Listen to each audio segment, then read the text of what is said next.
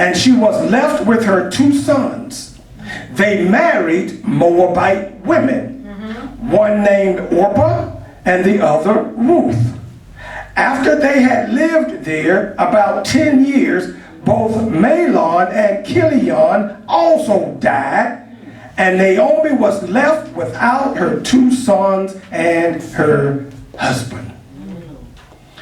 So Naomi finds herself dealing with all kinds of tragedy. First, her husband dies, then her 2 sons turn around and marry Moabite women, which in their day would have made their daddy roll over in his grave. Amen. Just as we saw with Samson when he wanted the Philistine woman, his parents said to him, Samson, can't you find a woman among our own people? And so it was a disgraceful thing for these boys to marry these Moabite women.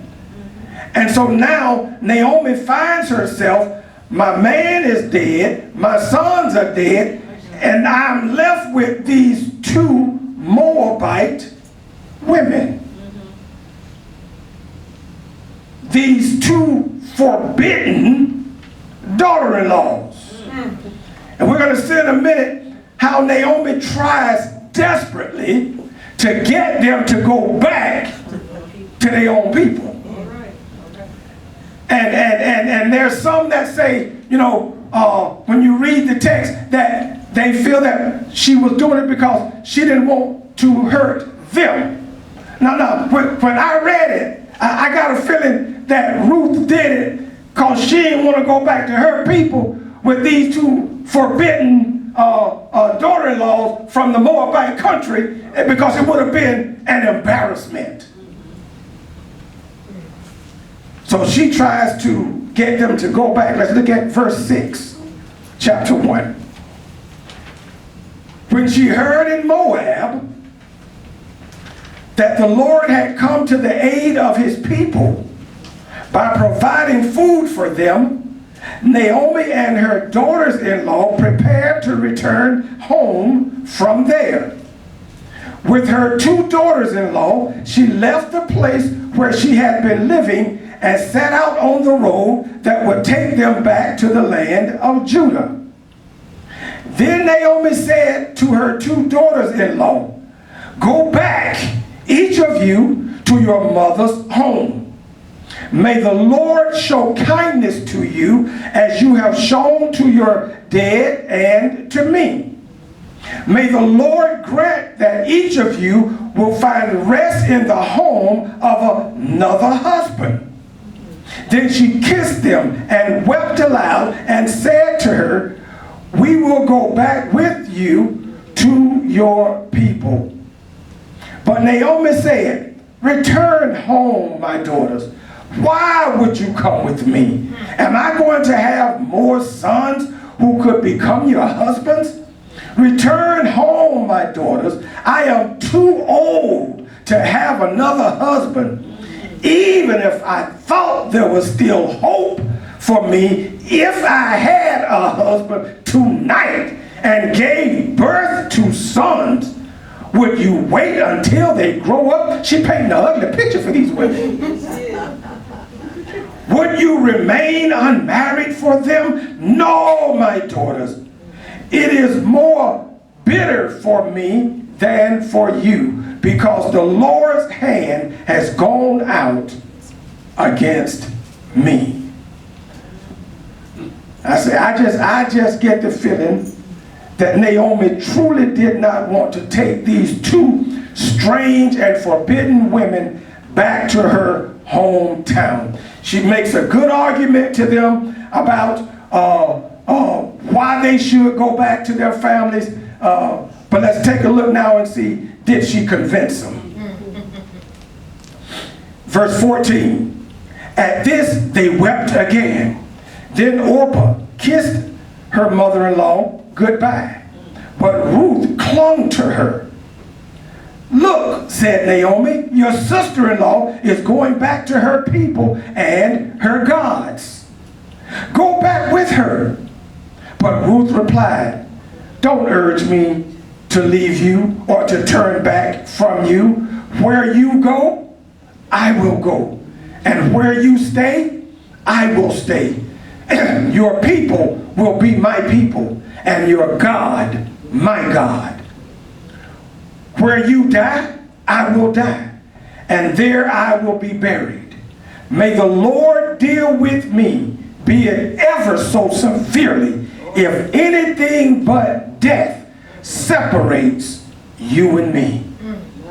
When Naomi realized that Ruth was determined to go with her, she stopped urging her. Orpah and Ruth are symbolic of the world. They're symbolic of the world system and symbolic of the world's people, wherein the Bible speaks about what will happen in the day of the rapture. In Matthew chapter 24, verses 40 and 41, Matthew 24, verses 40 and 41, it says, 2 men will be in the field. One will be taken and the other left. 2 women will be grinding with a handmill. One will be taken and the other left. They are symbolic of the people of the world and how it will be when the return of the Lord comes. It even talks about that a husband and a wife will be together. One will be taken, one may be left. Both of these women were exposed to Almighty God. Both of these women were exposed to God through the life and teaching of this Jewish family. One learned nothing and returned to her gods, little g, but the other was transformed and learned to call him Lord. Capital L, capital O, capital R, capital D. Meaning she called him by his Jewish national name, Jehovah. The self-existent one, the eternal one. This indicates that a conversion had taken place in the heart of Ruth, because she could not have called on him by this name if it had not been a conversion that had taken place in her heart. Her being exposed to God through this family brought her to believe in the one and only true and living God, where Orpah, and they both came from the Moabites, who had many gods, just like the Egyptians had many gods. A conversion never took place with Orpah. And many people today, we go out, we witness, and for many, the witness that other people get is the lifestyle that you and I live. Amen. It's not so much as us trying to preach to folk. They look at our life, our lifestyle. They look at how we handle life, because we say we believe. And I remember when I was working with the city of Pompano, there were people who were Christians or said that they were Christians, and they always made a habit of throwing it out at others that were on the job. Well, you know, I'm a this, and you know, I'm a that, and you know, I'm a this, and you know, I'm a that. But your life wasn't adding up. And people had no respect for those people, because they would say one thing and lived another way. So I didn't have to go around professing out loud, I'm a Christian, I'm a Christian, I'm a Christian. I just lived the life. Amen. All right. I learned to live the life before them. They saw how I handled life. They saw how I handled life's issues. And my lifestyle drew some folk, not my mouth style. Amen. My Lord. And so Ruth was drawn to God by the lifestyle of Naomi. That's right. Let me finish up.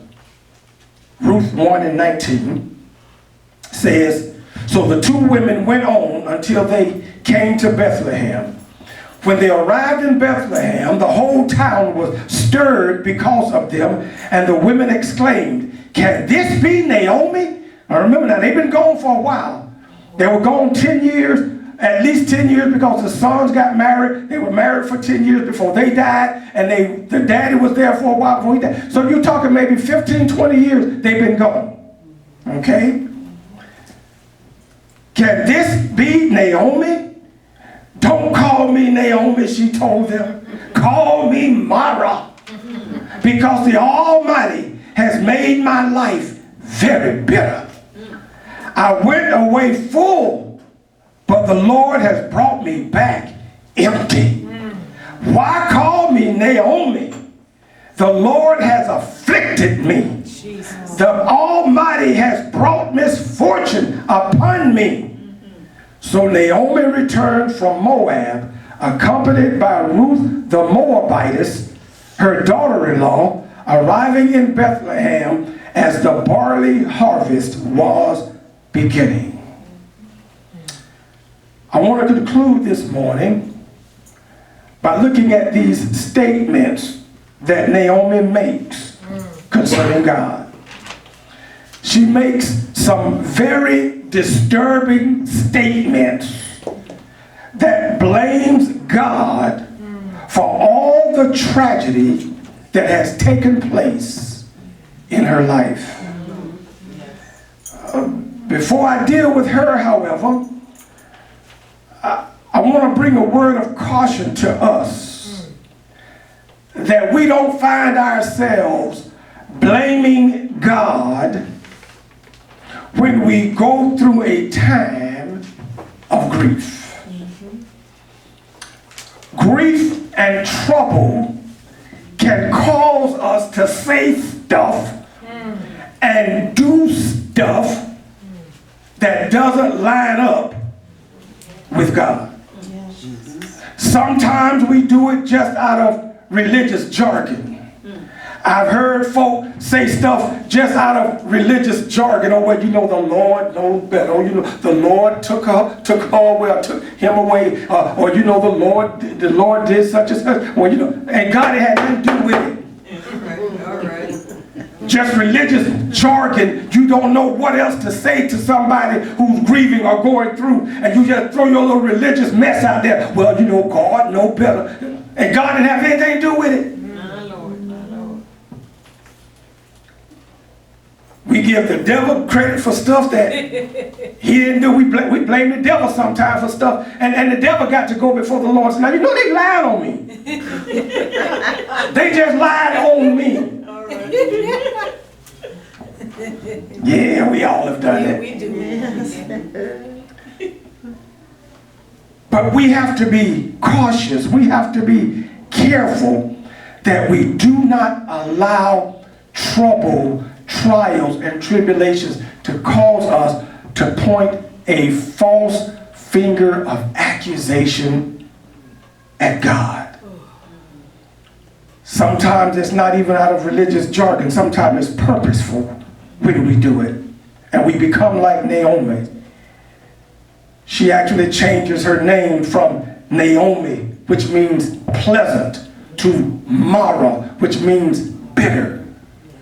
And we can sometimes allow the issues of life, allow those unpredictable changes, those unforeseeable troubles to make us bitter with life, bitter with people, and even bitter with God.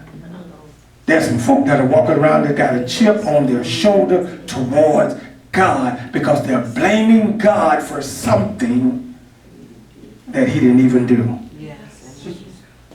Now, in the case with Naomi, I investigated into a couple of different commentaries to see what they said concerning her statements. And it seems that the commentators believe that it was, in fact, the hand of God that was bringing judgment on this very typical family. Remember, as I said, Elimelech wasn't a priest. He wasn't called of any high position. Naomi was no, Mary there was no miraculous stuff going on with her. Very typical family. Okay? But the husband made a decision to do something that may not have been what God wanted him to do. And it seems that the commentators believe that this was some judgment being brought upon this particular family because Elimelech made a decision to go into a forbidden land. And it may not have been God's leading for him to go. Now, this is where we have to be spiritually discerning with our individual situations. These are those kind of situations where preachers can't get up in the pulpit and preach cast iron stuff. Everybody got to do it the same way. This is where you have to be spiritually mature and be able to discern what it is that God has for you. Amen. Because when I look at the situation, the land was in a famine. Elimelech looked around and said, this place dead, folk are dying, I gotta do something. So the brother made a decision and did something. It doesn't say that he went against God in doing it in any kind of form or fashion, but the commentators believe that even though God allowed him to go and live in this forbidden place, he overstayed his stay. They believe that even though he went there, he overstayed his time being there, and that God had moved on him to go back to Bethlehem, and he didn't move. He didn't go back. And so he died. His sons married forbidden women. They died. And this was looked upon as God's judgment on this particular family. I'm not certain with what it all entailed with Elimelech and God, but I say to us that we must always pray for discernment before we make life-changing decisions. Don't allow the pressure of a situation to cause you not to trust God. Because it tells us that God restored Bethlehem, Judah. There were people that didn't leave, and they survived. So it could have been that Elimelech didn't have enough faith to trust God through the famine. We will all face what I call fight or flight situations in life. We face these situations where we come at a crossroad and it is almost unbearable with trying to make this decision. We look at this thing, we look at the good, we look at the bad of both sides, and it's a struggle to make the decision. And sometimes we'll make a decision out of comfort. But this the easiest thing over here to do for right now. So I'm gonna, I'm gonna do this over here. And I know this ain't the total right thing to do, but I'm just gonna do it for a little while. And you get caught up in it. And you stay longer than you anticipated on staying. And then God's got to deal with you for making that decision. Jesus. And then there are times when God says it's time to move. But we're comfortable with where we're at. And we want to hold on to what we got. Jesus. Because we know this is comfortable for us and this is good for us and we can handle this right here. But God said, for you, it's dead. Time to move. And those are situations that we come across in life that are very hard decisions to make.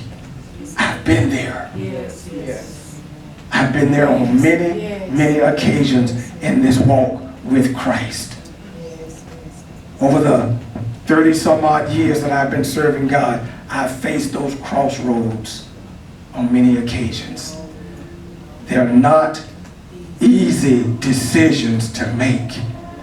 So sometimes we have to fast. Jesus. We have to pray.